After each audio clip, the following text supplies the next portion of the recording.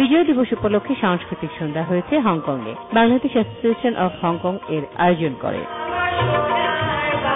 অনুষ্ঠানে বাংলাদেশের সাথে সংস্কৃতি বিনিময় ও দ্বিপাক্ষিক সম্পর্ক উন্নয়নে গুরুত্ব তুলে ধরে বক্তব্য রাখেন বিভিন্ন দেশের কনসাল জেনারেলরা। Also present here,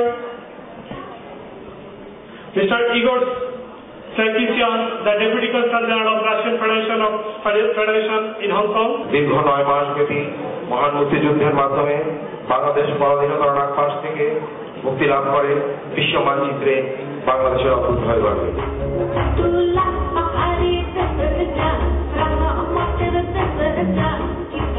উপস্থিত ছিলেন বাংলাদেশের কনসাল জেনারেল সারোয়ার মাহমুদ, রাশিয়ার কনসাল জেনারেল নিক্স সেন্টিপিয়া, ভারতের ডেপুটি কনসাল কুমার কুবাডি এবং নেপালের ডেপুটি কনসাল মিস্টার ভান।